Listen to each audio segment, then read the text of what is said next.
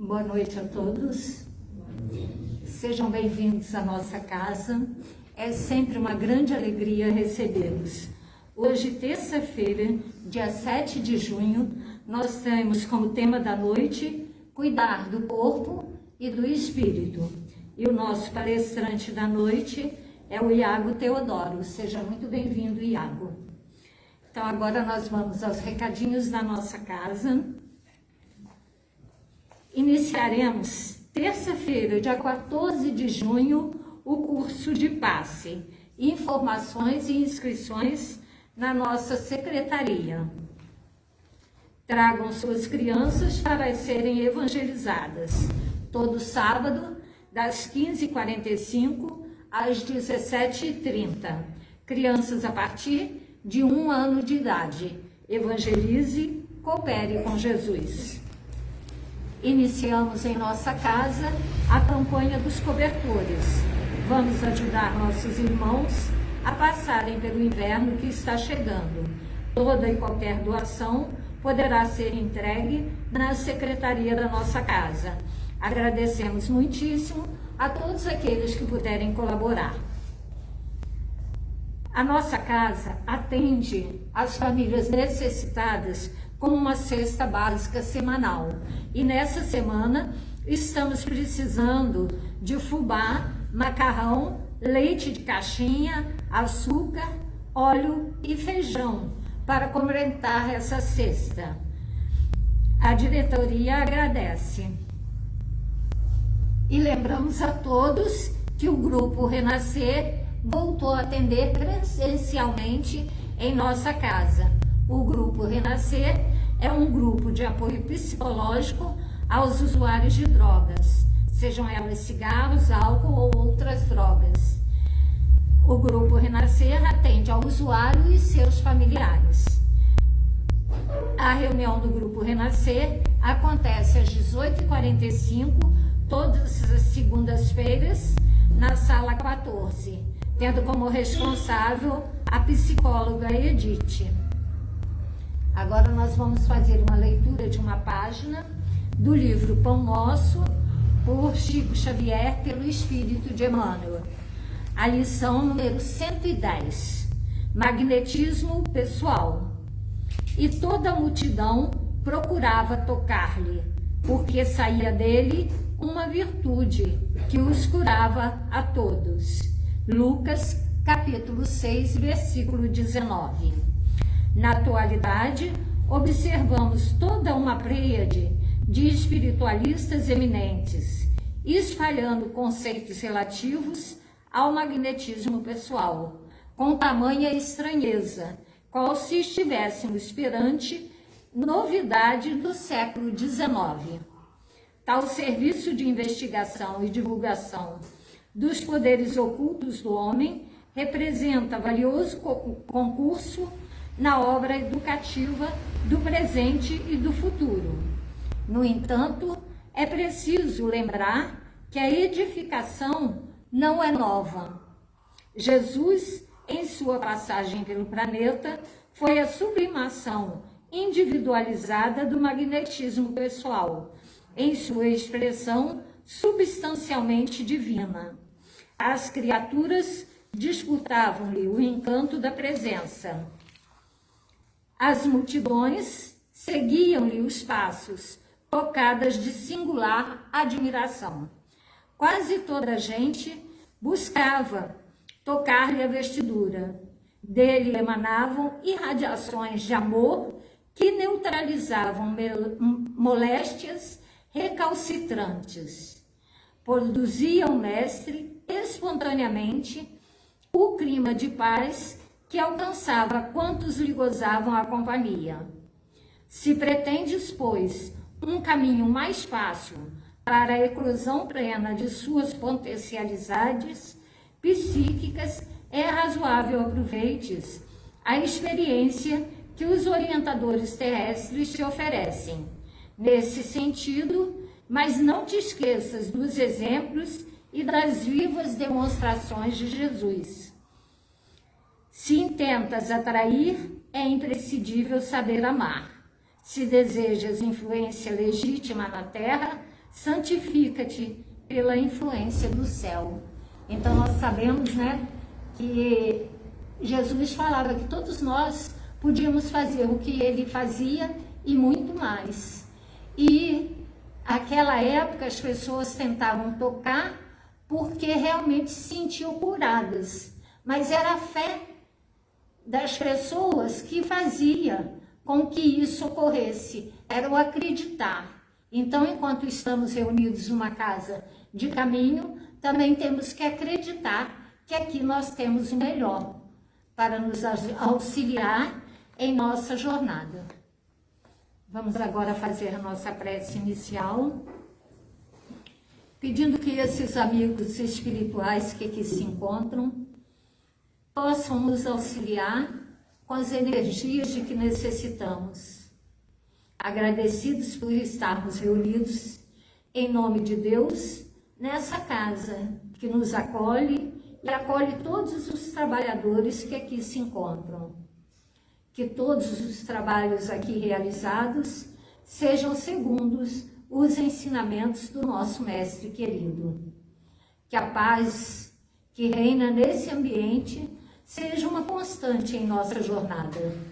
Que ao sairmos daqui, possamos sair melhores do que quando aqui chegamos. E que todos nós tenhamos a certeza desse amparo divino. Que todos os ensinamentos da noite de hoje possam penetrar em nossas mentes e em nossos corações. Que assim seja, com a graça de Deus. Iago, bom trabalho para você.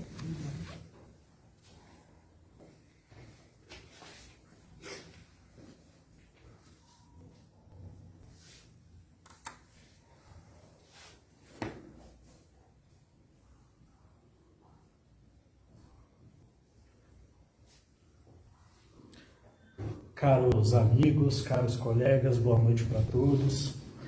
É sempre grande alegria quando retornamos aqui à nossa casa, podendo já reencontrar certos amigos que nós vemos novamente depois desse período um pouco brusco da nossa encarnação, mas que também nos ensina e nos mostra que é possível passar por cima daqueles problemas que estão nos segurando, daquelas atribulações que nos são oferecidas diante daquilo que nós encontramos ao pisarmos no nosso dia a dia fora da nossa residência.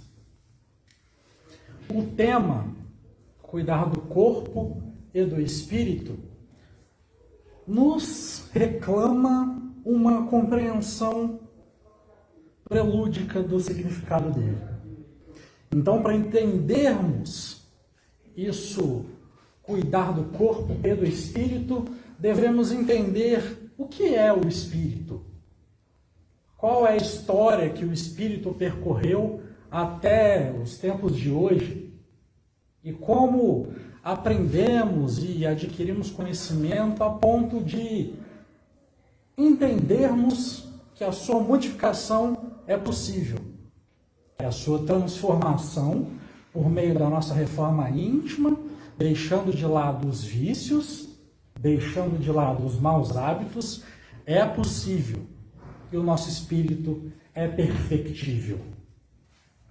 Então, no último livro do Pentateuco Mosaico, presente no Velho Testamento, mais precisamente no livro Deuteronômio, capítulo 18, versículo 11, Moisés elenca uma série de proibições, dizendo assim: não se encontrará entre ti quem consulte feiticeiros e feiticeiras, e ao final do versículo ele diz, nem quem consulte os mortos. O verbo utilizado no texto hebraico é o verbo darash, que quer dizer perguntar, ou, quando é usado no contexto de uma conversa, o verbo indagar, consultar. Mas por que o legislador do povo hebreu sustentaria tal proibição naquela época? Por que era necessário um legislador severo, disciplinador, duro, que proibisse e elencasse diversas proibições a um povo? A primeira resposta vem do sentido do direito. Só se proíbe aquilo que é possível. Portanto, se Moisés proibiu a consulta aos mortos, é notório que os mortos poderiam ser consultados. E temos aí um marco histórico. Um marco que nos traz, por meio da primeira revelação, Moisés, que o espírito não morre depois do túmulo.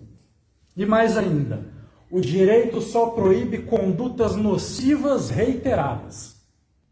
Então, pode-se entender que era um hábito do povo hebreu, era um hábito daquele povo da região da Suméria e outras partes do Oriente Médio, um hábito de consultar os mortos.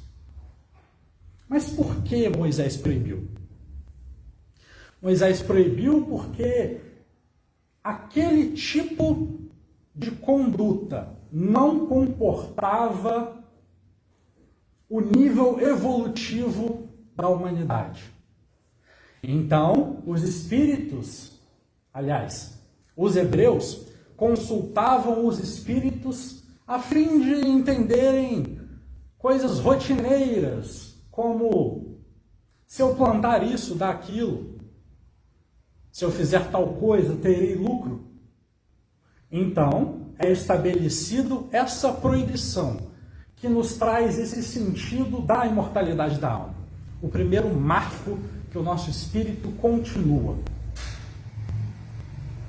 Passamos então para a primeira carta aos Coríntios, capítulo 15, vamos falar dos versículos 12 e o versículo 40, que o versículo 12 diz assim: se é anunciado que o Cristo ressuscitou de entre os mortos, como dizem alguns entre vós que não existe ressurreição de mortos?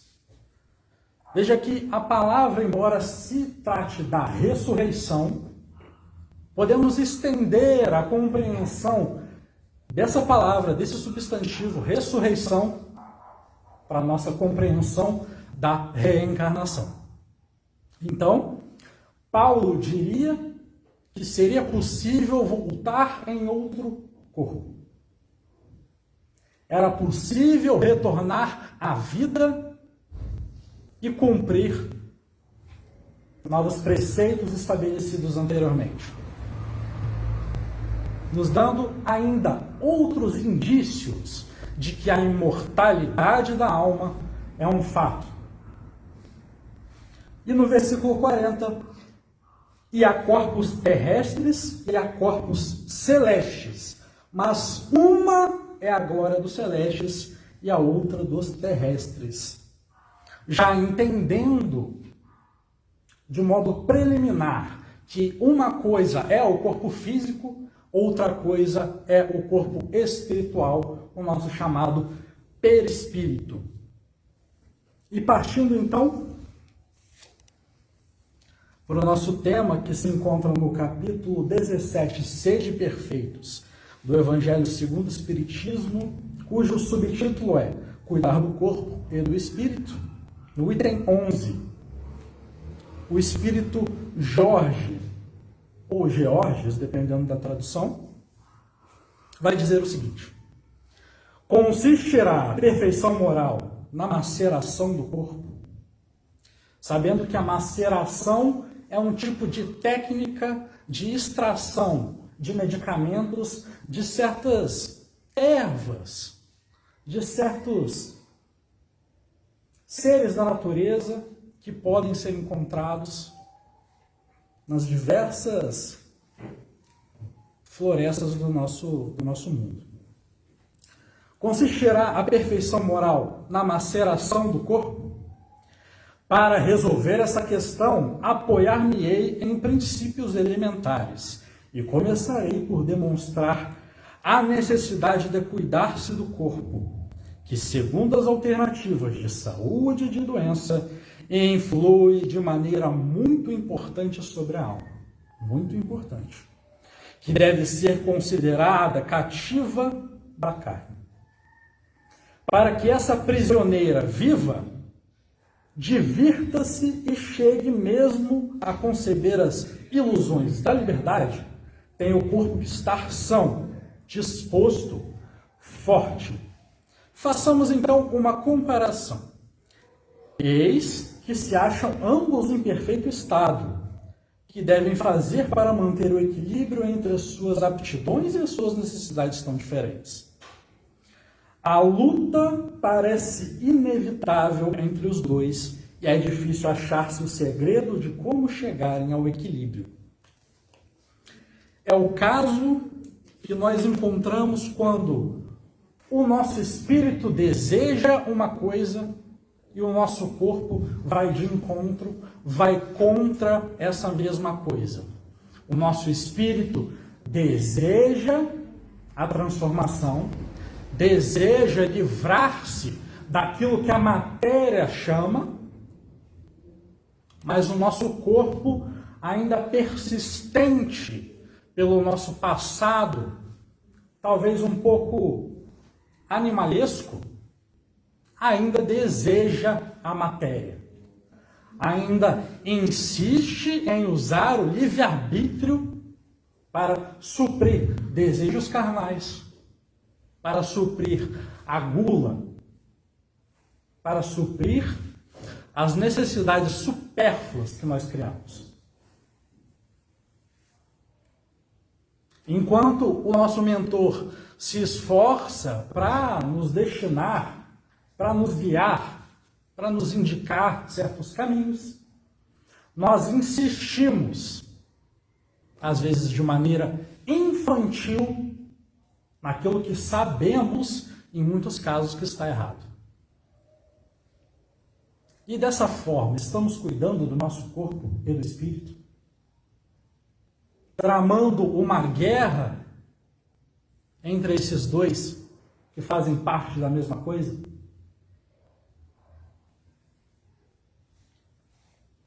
E continuando, o Espírito Jorge, dois sistemas se defrontam aqui. O dos ascetas, que querem aniquilar o corpo, e o dos materialistas, que querem rebaixar a alma. O ascetismo ou asceticismo é aquela religião que prega todo o livramento de que a matéria pode constituí-lo. Então, o objetivo dessa crença ou dessa religião seria o total desprendimento da matéria, que no nosso caso, como o Espírito Jorge vai dizer, é um dos pontos do exagero, o outro é o excesso de materialismo. Duas violências quase tão insensatas uma contra a outra. Ao lado desses dois grandes partidos, pulula a numerosa tribo dos indiferentes, que sem convicção e sem paixão são mornos no amar e econômicos no gozar. Onde então está a sabedoria? Onde então está a ciência de viver? Em parte alguma.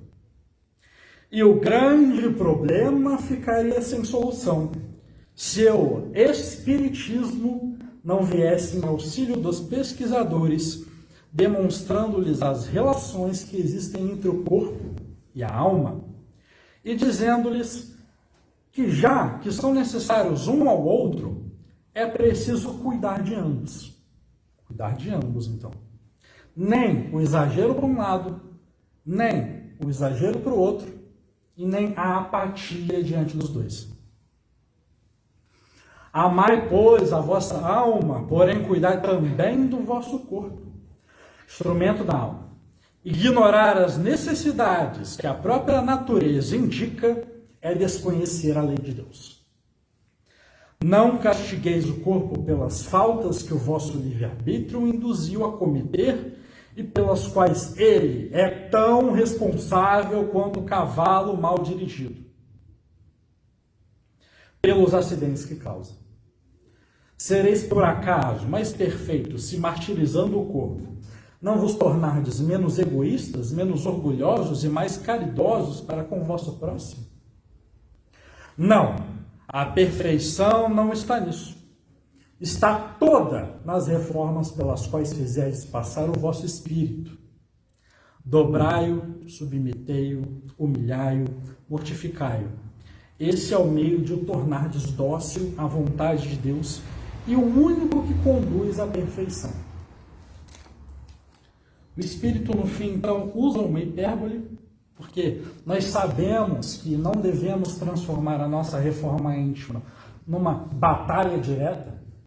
Respeite os seus próprios momentos, identifique os seus erros, pontue o que pode ser modificado agora, o que você vai se empenhar para transformar-se, e aos poucos, com um esforço, às vezes severo, é possível a transformação. Mas não entenda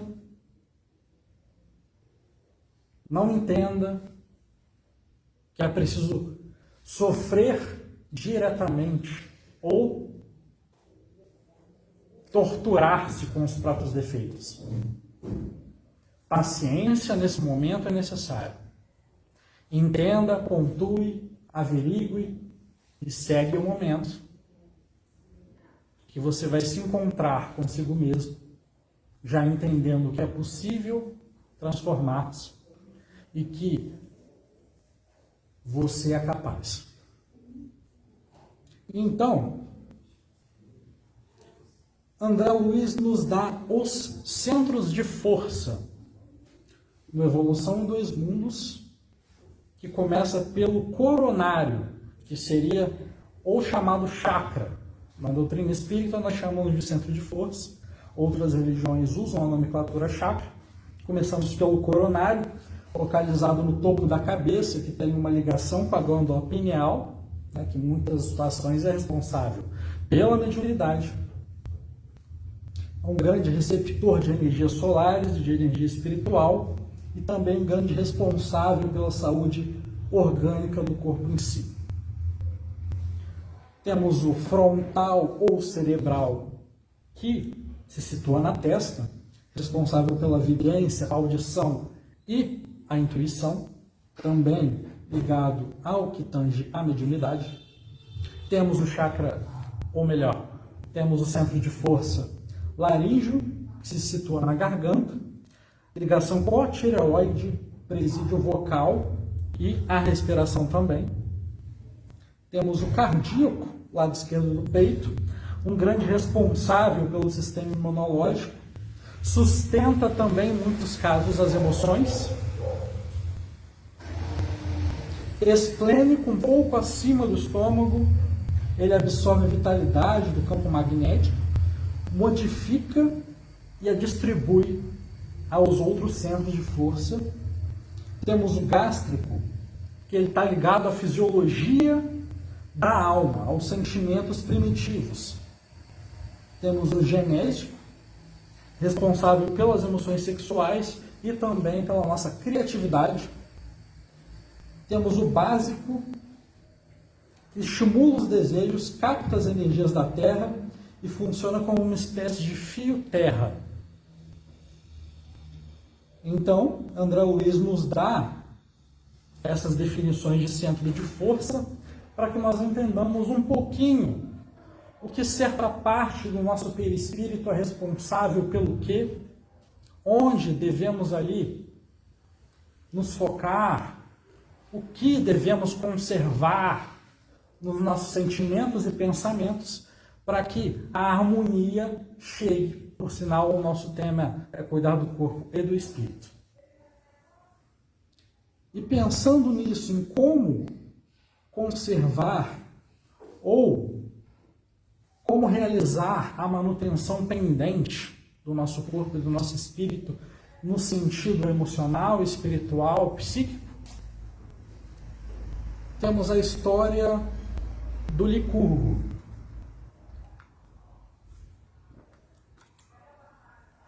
Licurgo era um dos grandes oradores da Grécia Antiga. Um daqueles oradores que tinham uma memória incrível, capaz de decorar inúmeros versos, capaz de falar por horas sobre temas profundamente, sem ter que ter um longo tempo de preparação. Um dos maiores palestrantes do seu tempo. E certo dia, Licurgo foi convidado por uma cidade-estado a dar uma palestra, a fazer uma exposição a respeito do tema educação. Então, surpreendentemente, Licurgo pede exatos 6 meses para que se realizasse a preparação para a palestra. O que causou espanto? Um grande orador, que sempre de prontidão está ali para divulgar aquilo que era o seu conhecimento, para elucidar as pessoas que estavam acostumadas a ouvi-lo. Então Licurgo pede que o local da sua exposição seja num campo aberto. E chegando o dia, 6 meses após, ele chega com 2 caixas grandes, 2 caixas pequenas, as 2 caixas grandes contendo 2 cachorros, as 2 caixas pequenas contendo 2 lebres. E Licurgo, então, dá a sua introdução e abre a primeira caixa grande junto com a primeira pequena. A lebre sai saltitante, encantada com o tamanho campo que tinha ali para explorar, para brincar. E da outra caixa sai um cachorro, vai em direção à lebre, a abocanha, a joga para cima e a estraçalha. Licurgo, então, percebendo o choque daqueles que ali o observavam, abre a segunda caixa grande, a segunda caixa pequena, sai também uma lebre, a lebre saltitante, feliz com aquele estado de natureza. Sai o segundo cachorro, vai em direção à lebre, a abocanha, a joga para cima e a começa a brincar com ela. Licurgo, então, vai dizer que a diferença entre os dois é que o segundo cachorro foi educado. A educação é uma possibilidade de modificação de natureza. E o povo ali entendendo, saindo compreendendo que, de fato, a educação abre portas para a modificação. E Licurgo, dizendo que é possível transformar o indivíduo por meio da educação, e para o nosso caso, que é possível atingir esse estado de saúde entre o corpo e o espírito, se nós nos educarmos. Se nós estivermos dispostos a modificarmos as nossas próprias naturezas, que um dia foram totalmente instintivas para a nossa sobrevivência. Por meio do nosso esforço, por meio do nosso querer, por meio da nossa vontade, é possível deixar os nossos vícios de lado, como a detração, a fofoca, como a preguiça, como responder a uma ofensa de forma grave. Todas essas possibilidades que ainda nos chamam pelo lado material da existência, podem serem afastadas da nossa sintonia, se assim for a nossa vontade. Assim como ocorreu com o segundo cachorro. Porque o homem não pode ser treinado, mas ele pode ser educado. E querendo, ele pode transformar-se. É o que vai nos dizer o professor Rivail em 1828, ainda quando era um professor e não o nosso amado codificador Allan Kardec, vai dizer assim: a educação é a arte de formar o ser humano, de fazer nele eclodir os germes da virtude e abafar os do vício. A educação consiste no desenvolvimento simultâneo das faculdades morais, intelectuais e físicas. Morais, intelectuais e físicas. Cuidar do corpo e do espírito. Ou nós estamos esperando ainda, com os nossos pensamentos atávicos, que tem que vir um Salvador para modificar o mundo inteiro. É preciso que alguém saia do céu, desça aqui e resolva todos os problemas do mundo. Como já pensamos num passado anterior espiritualmente. É realmente isso? Ou nós somos parte do problema que pode vir a ser a solução? Se nós quisermos, como disse Gandhi, seja a mudança que você quer ver no mundo. Então, precisa vir alguém por ordem nesse planetinha porque Deus perdeu o controle? Deus controla o universo, mas um planetinha de um sistema solar pequeno, ele perdeu o controle.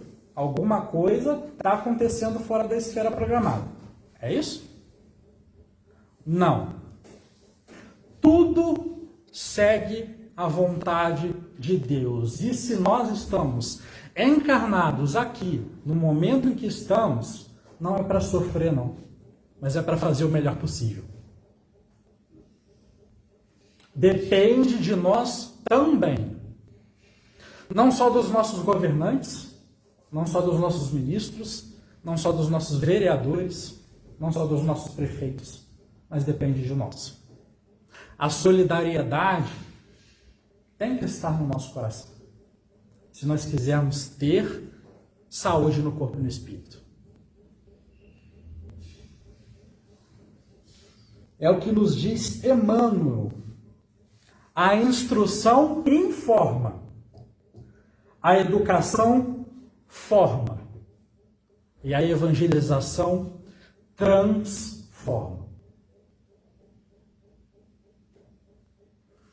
Porque o Espiritismo, com o seu caráter original, deixa a função proselitista de lado para focar na evangelização não de multidões, mas a evangelização de corações. É tocando a alma, é mostrando a verdade, é exemplificando, por meio de quem já foi, já viveu e já conhece, tudo o que nós precisamos saber para sermos melhores.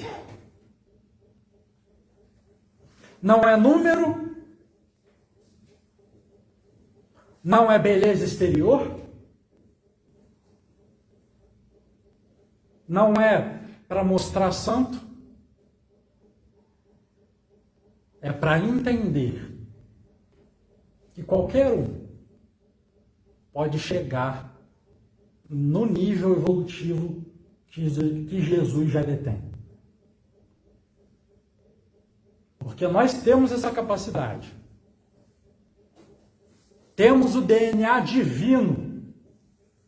Somos filhos de Deus, como diz Emmanuel, no livro Fonte Viva, na mensagem Educa. Temos o DNA divino do Pai. E por que nós não acreditamos na mudança? Porque ainda tendo a prova de que a vida continua e de que tudo aqui é transitório no campo das formas, por que ainda deixamos de fazer o que temos que fazer para sermos melhores? Para termos a saúde do corpo e do espírito. Para que os nossos centros de força estejam harmonizados com o mundo espiritual. Por que ainda nos seguramos tanto naquilo que é o nosso destino à perfeição? Por quê?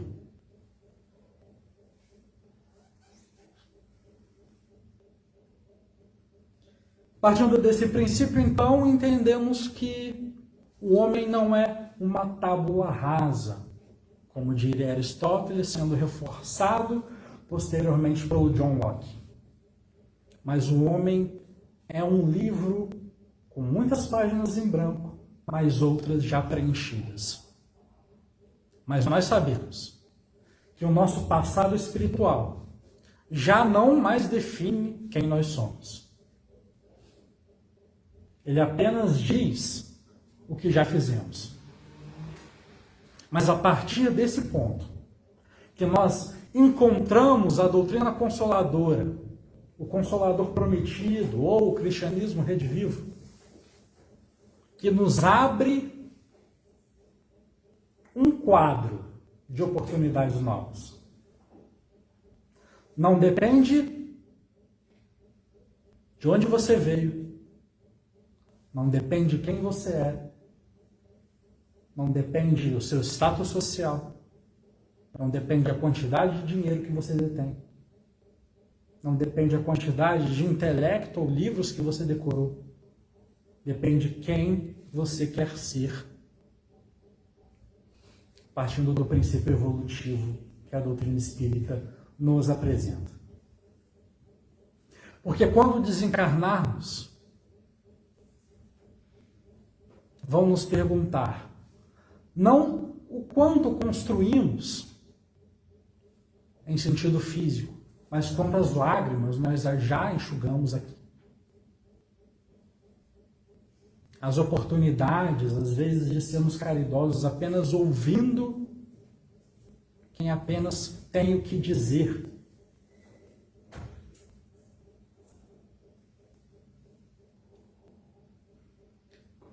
Mais adiante, também no capítulo 17, mas esse no item Os Bons Espíritas,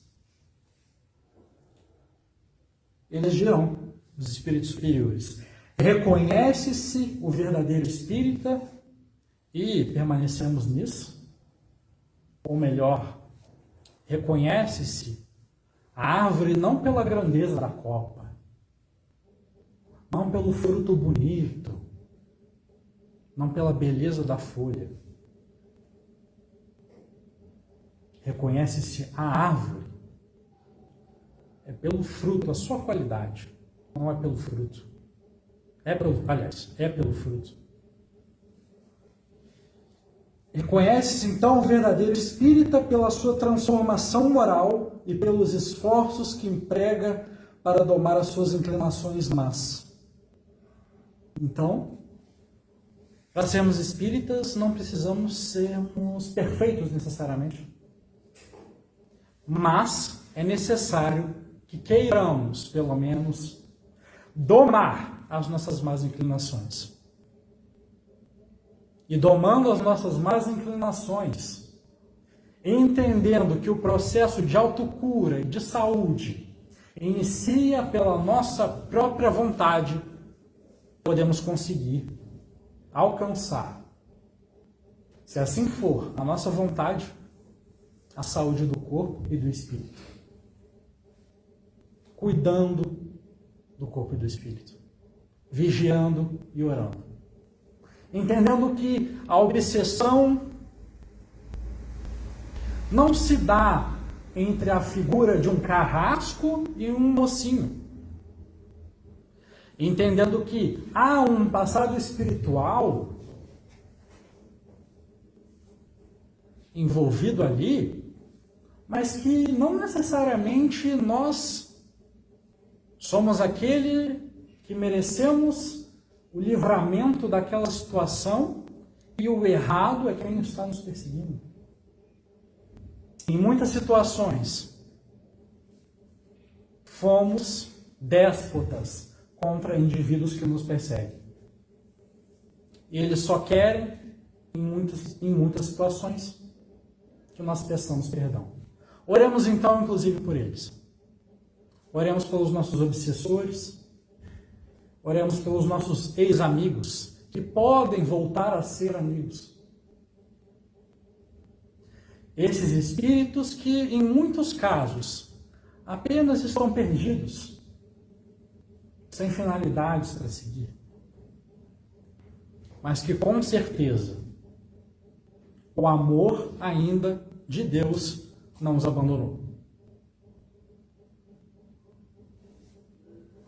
Então, no livro Ação e Reação, nós temos um caso que envolve uma escola de vingadores,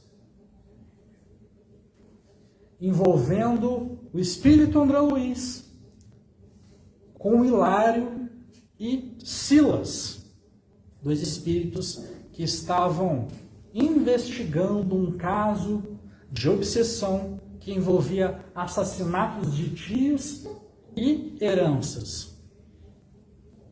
Então, dirão assim: a escola de vingadores, André Luiz, Hilário e Silas, que é o título, né, Escola de Vingadores, faziam parte de uma equipe de socorro, na qual buscava cessar forte obsessão dos tios assassinados pelo irmão, sobre o sobrinho ainda vivo, encarnado, e em determinada altura dos acontecimentos, Leonel, o tio mais esclarecido da vítima, explicou que eles cursaram uma escola de vingadores.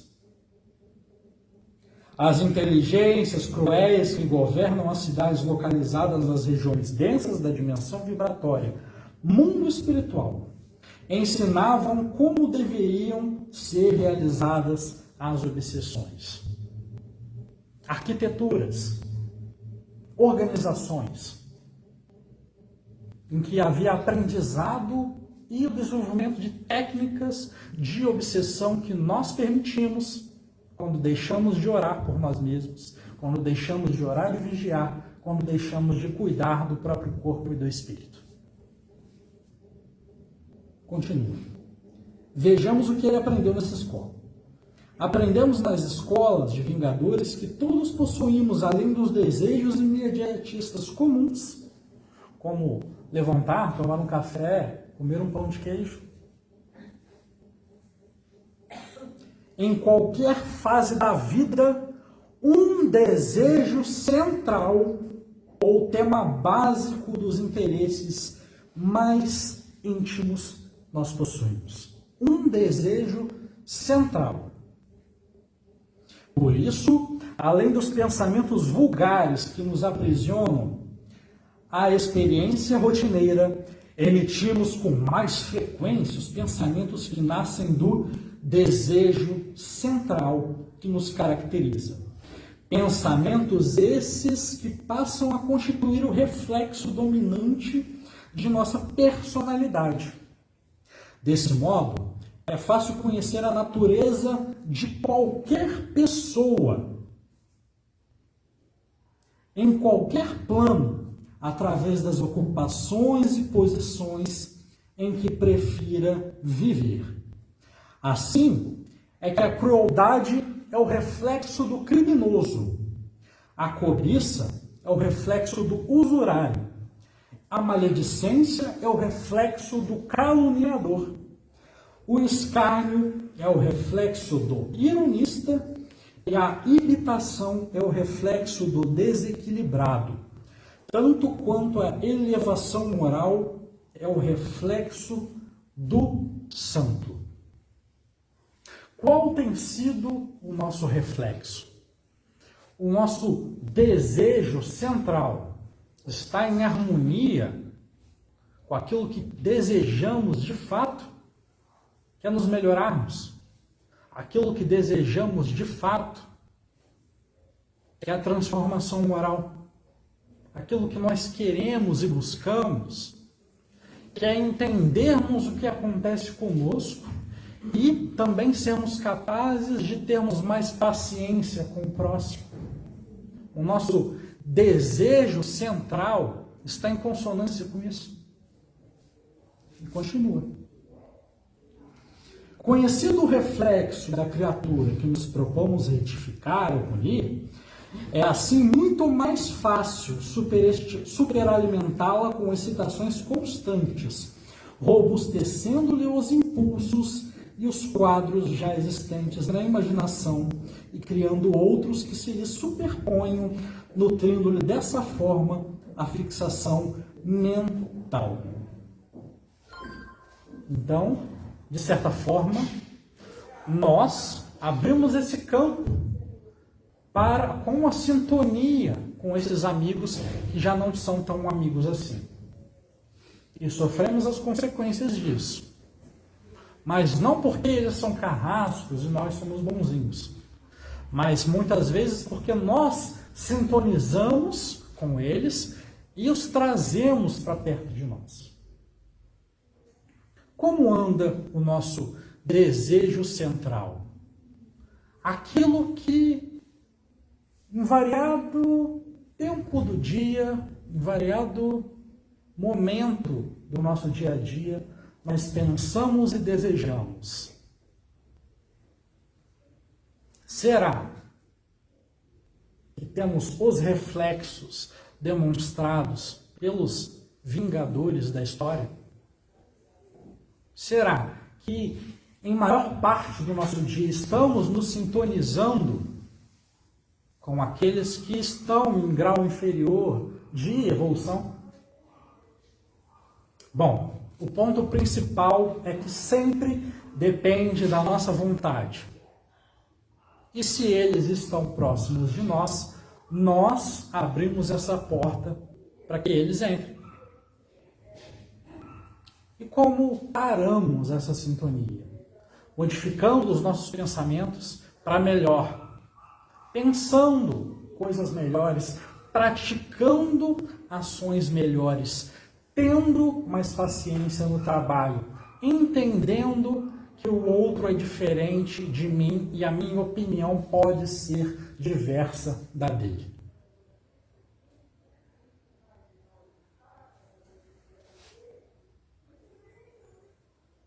Como vai nos dizer Jesus, entre no vosso quarto íntimo e reza em silêncio. Não necessariamente um quarto físico, mas dentro de ti. Quando as luzes se apagam, os olhos se fecham, a respiração se normaliza e você, com você mesmo, tem um diálogo. Esse diálogo é o seu quarto íntimo. É nesse estado que você é capaz não só de conversar com o Criador, o nosso Pai, mas de entender, como nos diz Santo Agostinho, na questão 919 do Livro dos Espíritos, investiga os próprios erros, investiga as próprias tendências e, na medida do possível, esforce-se para modificá-los. Esforce-se para transformar os vícios em virtudes. E assim ser espíritos melhores. Então, falaremos um pouco do apóstolo Bartolomeu, que está presente no livro Boa Nova, cujo título é Bom Ânimo. Então, Bartolomeu estava triste, se encontrava num momento depressivo, apático, por uma expressão de uma pitada de egoísmo. Porque Bartolomeu estava triste porquanto não conseguia atingir prosperidade financeira. Então Jesus, com o seu olhar que transcendia os séculos, vai aconselhá-lo. Bartolomeu, a verdade não exige, transforma.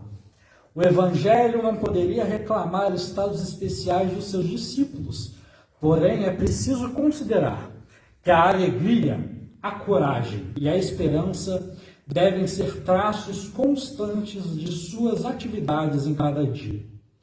Por que nos firmarmos no pesadelo de uma hora, se conhecemos a realidade gloriosa da eternidade com o nosso Pai?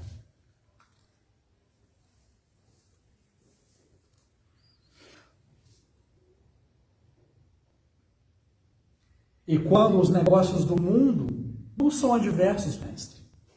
E quando tudo parece em luta contra nós? Perguntou o pescador de olhar inquieto. Jesus, todavia, como se percebesse inteiramente a finalidade das suas perguntas, esclareceu com bondade. Bartolomeu, qual o melhor negócio do mundo? Será a aventura que se efetua a peso de ouro, muita vez amordaçando-se o coração e a consciência, para aumentar as preocupações da vida material? Ou a iluminação definitiva da alma para Deus, que se realiza tão só pela boa vontade do homem que deseja marchar para o seu amor por entre as urzes do caminho? Não será a adversidade dos negócios do mundo um convite amigo para a criatura semear com mais amor, um apelo indireto que arranque as ilusões da terra para as verdades do reino de Deus? Não serão as adversidades que nós passamos chamamentos, desafios, para que nós nos surpreendamos com aquilo que somos capazes de fazer no sentido próprio para o bem? E mais ainda, não fará parte da nossa programação reencarnatória que essas adversidades façam parte do nosso dia a dia para que nós tenhamos a oportunidade de um aprimoramento moral? Não pode fazer parte do nosso dia a dia aquele parente difícil que nos leva ao limite da paciência e muitas vezes não serão as dificuldades familiares, principalmente dos pais com os filhos, que têm problemas ao educar aqueles que saíram deles.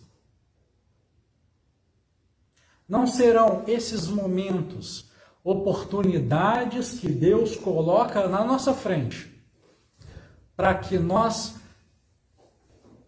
busquemos força de onde nós não sabíamos que tínhamos para superar essas situações? Não será nos momentos de maior tristeza que nós percebemos que nunca estivemos e nunca estaremos a sós?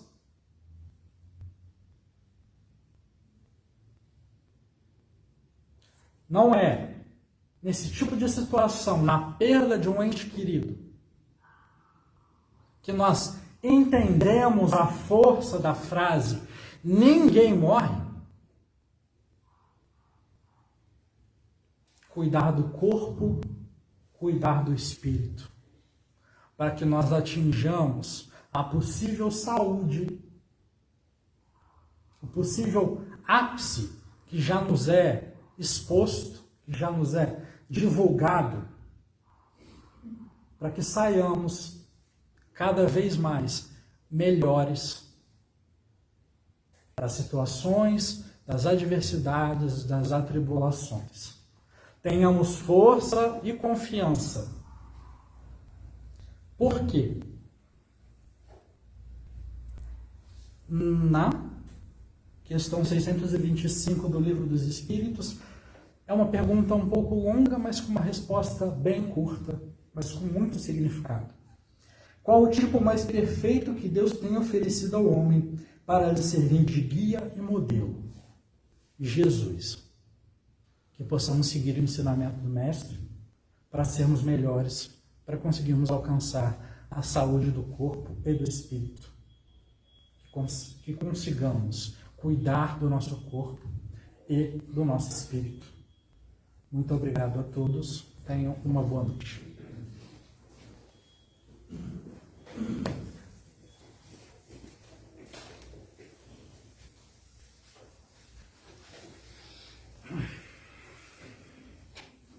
Nós agradecemos o Iago pelo estudo na noite de hoje. Vamos agora fazer a nossa prece de encerramento. Lembramos que o passe, ele acontece de maneira coletiva, agora durante a prece. Os nossos companheiros já se encontram em posição para auxiliá-los com as energias que vocês necessitam. Então, nesse momento, elevamos nossos pensamentos a Deus, nosso Pai, agradecidos por essa oportunidade que temos de estarmos aqui, pedindo que Jesus nos conceda serenidade para as diversidades das nossas vidas, pedindo que Ele nos ilumine, nos ampare e nos conduza por caminhos melhores. Que todos nós sejamos capazes de buscar o melhor para o nosso dia a dia, o melhor para a nossa vida, o melhor para os nossos caminhos.